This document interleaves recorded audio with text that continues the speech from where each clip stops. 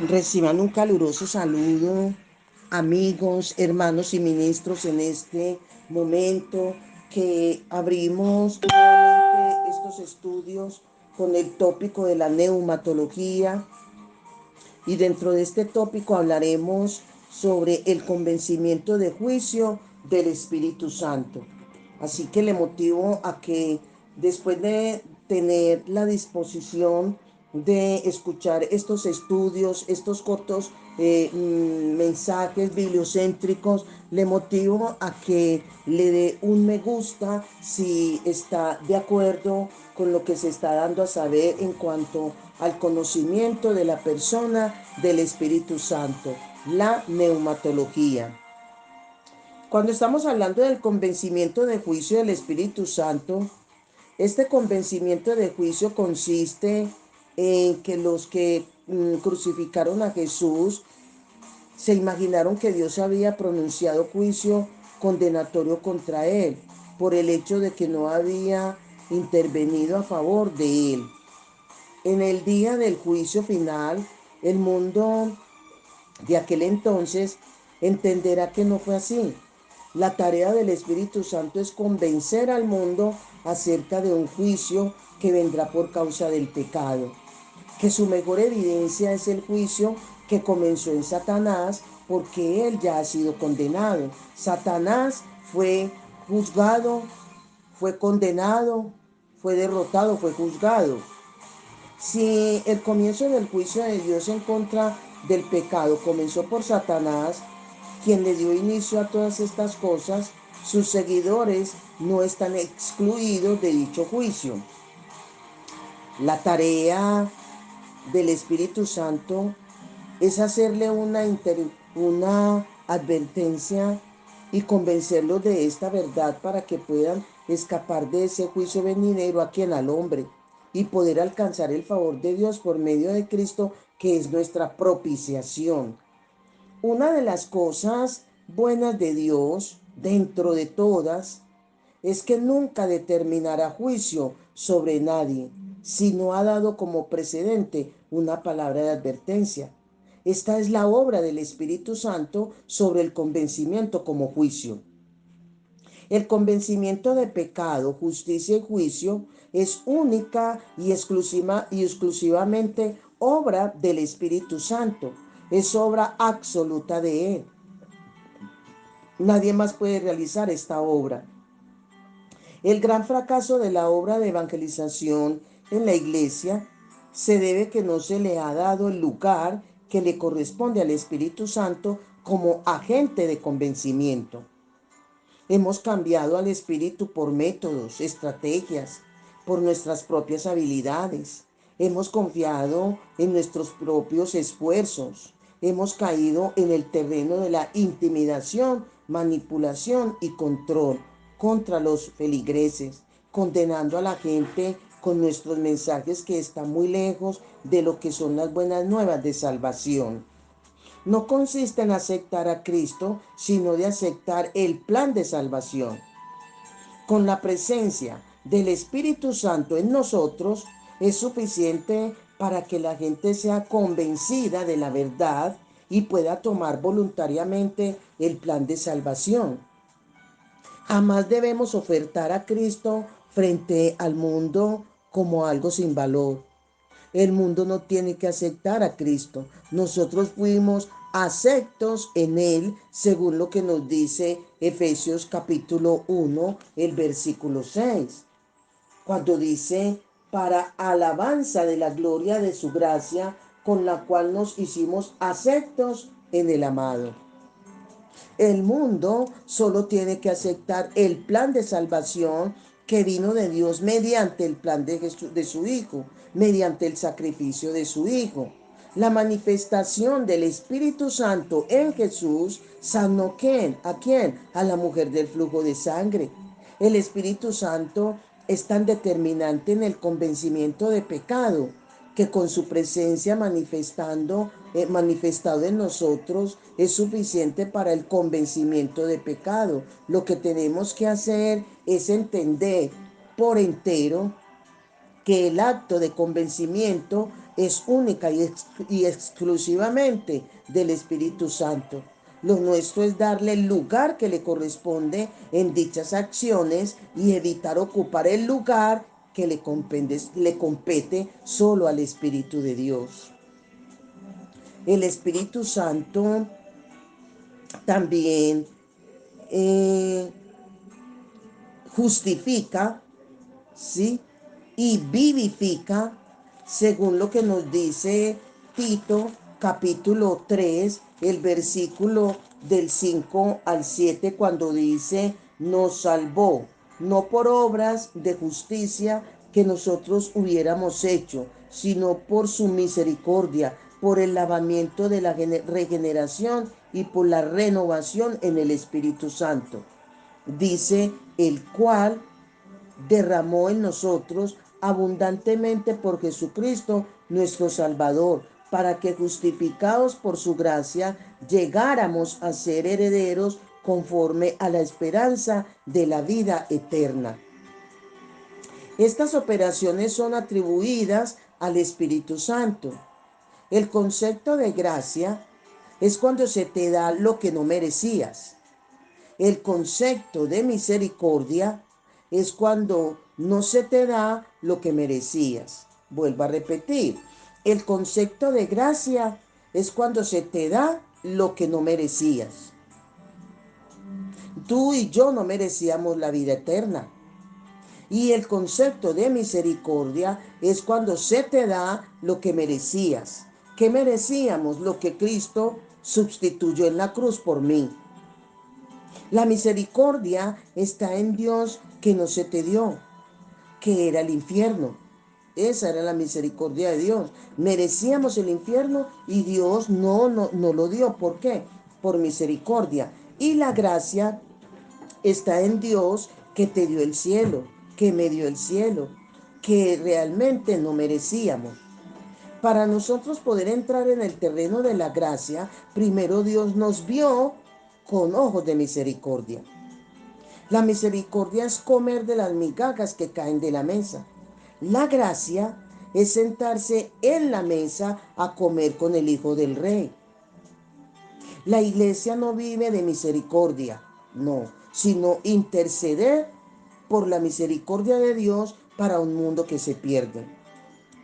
Según lo que nos dice Timoteo, y quiero que miremos a Timoteo, cuando nos está hablando ahí en Primera de Timoteo, nos dice el capítulo 3, el versículo 16, repito, Primera de Timoteo 3, 16 dice, indiscutiblemente grande es el misterio de la piedad. Dios fue manifestado en carne, justificado en el Espíritu, visto de los ángeles, predicado a los gentiles, creído en el mundo, recibido arriba en la gloria. Jesucristo tuvo que ser justificado por el Espíritu Santo. De la misma forma, nosotros tenemos que ser justificados por el Espíritu. Todo, pero todo lo que el Espíritu hizo con Jesús en el infierno, lo tiene que hacer con nosotros en el lugar donde estamos, porque Jesús ocupó nuestro lugar para que nosotros no fuésemos allá, según lo que nos dice Primera de Pedro capítulo 3, el versículo 18. Asimismo, Cristo padeció una sola vez por los pecados, el justo por los injustos, para llevarnos a Dios, siendo a la verdad muertos en la carne, pero vivificado en espíritu. Toda obra que el Espíritu Santo ha hecho en tu espíritu y en mi espíritu es irrevocable. Se muere una sola vez espiritualmente y se nace una sola vez espiritualmente. Nosotros nacimos espiritualmente una sola vez. Preguntamos, ¿cómo produce el Espíritu Santo el nuevo nacimiento? Según Juan capítulo 3, el versículo del 3 al 16. Nos habla, que ya lo leímos, sobre Jesús y Nicodemo. Y termina el 3:16 diciendo: de tal manera amó Dios al mundo, que ha dado a su Hijo unigénito, para que todo aquel que en él cree no se pierda, sino que tenga vida eterna. El nacimiento en el espíritu para el entendimiento humano es como el viento, cuyo origen y destino es desconocido. El Espíritu Santo obra más allá del entendimiento del hombre. Así como nadie ha llegado a conocer la ley del viento, ni su origen, ni su final, así nadie puede entender cómo se produce el nuevo nacimiento. La acción del Espíritu Santo es soberana, misteriosa e incomprensible. Jesús lo compara con el origen y el destino del viento. Tú puedes oír y sentir el viento, pero no sabes de dónde viene ni a dónde va. Puede que no entiendas cómo ni por qué sopla el viento, pero puedes sentirlo y observar sus efectos en las nubes y en los árboles. Así es el nuevo nacimiento en el espíritu. No se sabe cómo se produce, pero puedes ver sus efectos en la vida de los hombres que han nacido de nuevo debido a ese testimonio de cambio de nuevas personas.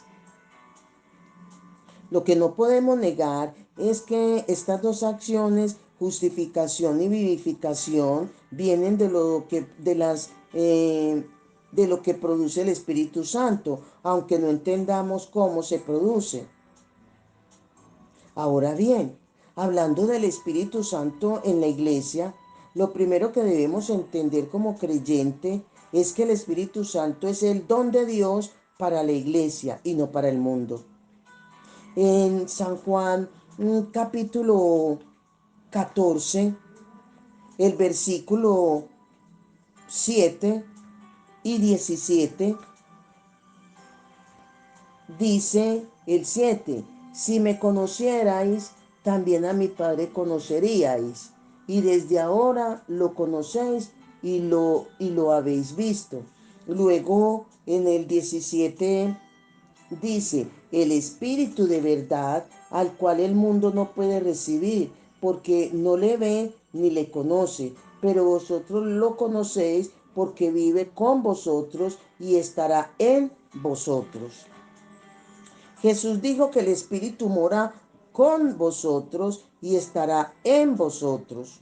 San Juan 3:16 dice que el Cristo es el don de Dios para el mundo. El Espíritu Santo es el don de Dios para la iglesia, pero Cristo es el don de Dios para el mundo. De tal manera amó Dios al mundo, que ha dado a su Hijo unigénito, para que todo aquel que en él cree no se pierda, mas tenga vida eterna. Fue enviado, es el don de Dios o el regalo de Dios para el mundo. De la misma manera que recibimos a Cristo como el don de Dios mientras estuvimos en el mundo para salvación. Esto es su obra, ¿sí? Influyendo su obra de salvación en nosotros, debemos recibir al Espíritu Santo como el don de Dios ahora que somos creyentes y que hemos creído. El Espíritu Santo anhela tu comunión con Él. La adoración es endógena, o sea, interior, exterior. La alabanza es exógena, exterior, interior. Repito, el Espíritu Santo anhela tu comunión y mi comunión con Él. La adoración es endógena, o sea, que parte de tu interior hacia afuera. La alabanza es exógena, es de afuera hacia adentro. Puedes alabar a Dios en un principio de adulación, porque la adulación es almática, sensual, carnal, depende de las circunstancias. Si estás bendecido, te sientes lleno de paz, entonces alabas a Dios, glorificas a Dios. Pero si tu vida está llena de problemas, dificultades, no hay motivación para alabarle. Eso se llama almática. De acuerdo a mi estado anímico, alabo a Dios, adoro a Dios, cosa que no debe ser así.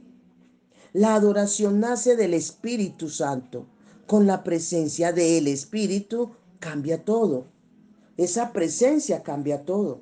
La vida del Espíritu es tan segura que aún en el Espíritu, perdiendo tus ganas, de adorar, de alabar, pero lo haces porque eso nace de dentro hacia afuera, porque el Espíritu Santo está ahí ayudándote y ayudándome en las dificultades emocionales. El Espíritu Santo. Ahora, que el Espíritu Santo deje de ser abstracto para nosotros y que pase a ser una verdad en nuestras vidas es muy importante. Uno de los pecados más graves que hemos venido cometiendo en contra es ignorar al Espíritu Santo como persona y no tomar en cuenta sus funciones. Por esta causa, la iglesia vive como los huérfanos. ¿En relación a qué? Al Espíritu Santo. Él fue el agente enviado del Padre. ¿Para qué? Para asistirnos en todas las áreas de la vida.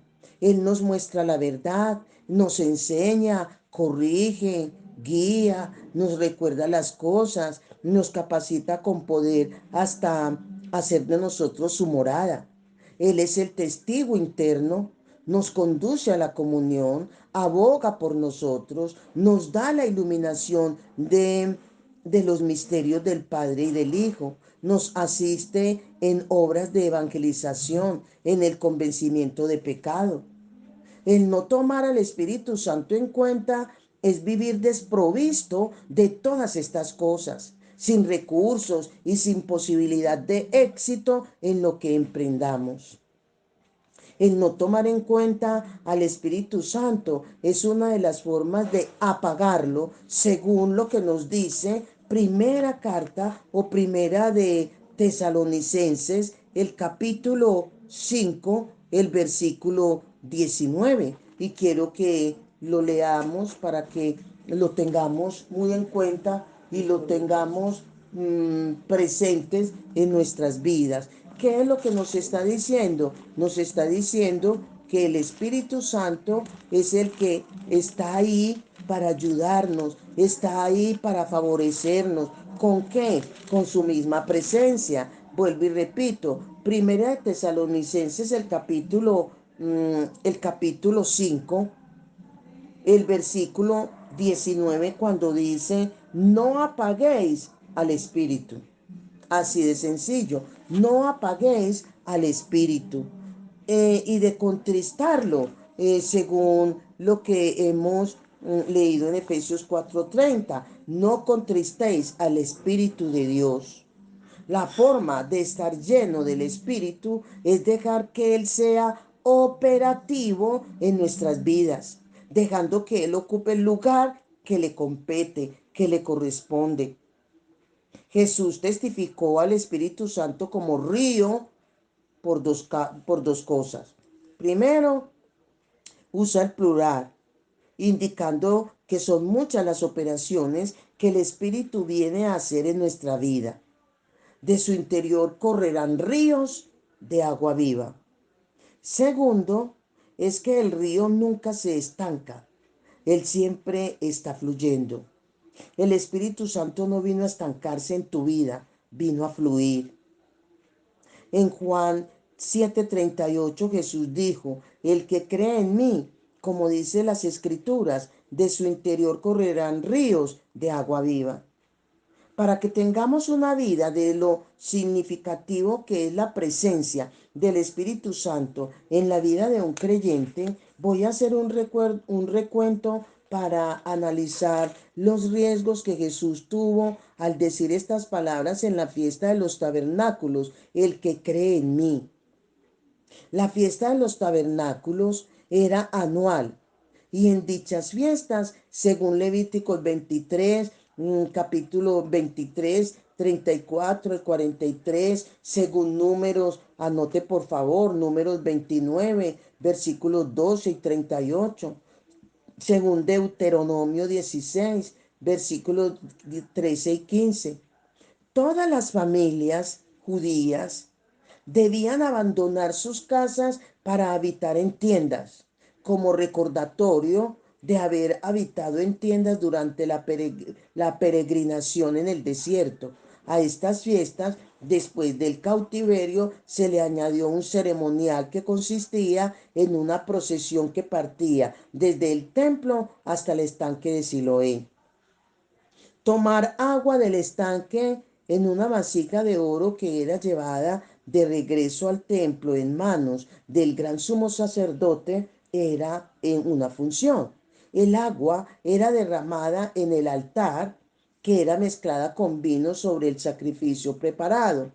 Esta agua era derramada como símbolo de agradecimiento por el agua que brotó de la roca y fue bebida por todo el pueblo, según Éxodo 17:6. En dicha ceremonia se convocaban a todos los hombres de Israel y había una atención única sobre el sumo sacerdote. Jesús, en una forma desapercibida, interrumpió la ceremonia, lo cual era un delito y al hacerlo era reo de muerte. Y para agravar esta situación lo hizo el último día de la fiesta, donde más gente había. Lo que no entendía el pueblo es que quien interrumpió la ceremonia tenía toda la autoridad para hacerlo. ¿Por qué? Porque Él es la roca, donde brotó el agua en el desierto. En primera carta a los Corintios 10:4, Pablo dijo, porque la roca es Cristo. La misma roca se hizo presente en la ceremonia. La roca que es Cristo, en su cumplimiento, lo dicho en Isaías 12:13. El río de agua viva es la presencia del Espíritu Santo en la vida del creyente. Ahora le invito a que leamos ahí en Isaías el capítulo 12, el versículo 3, cuando claramente nos está diciendo, sacaréis con gozo agua de las fuentes de la salvación, que es Cristo. Amén. Dios les continúe bendiciendo y no se le olvide darle un me gusta a el estudio que usted acaba de escuchar.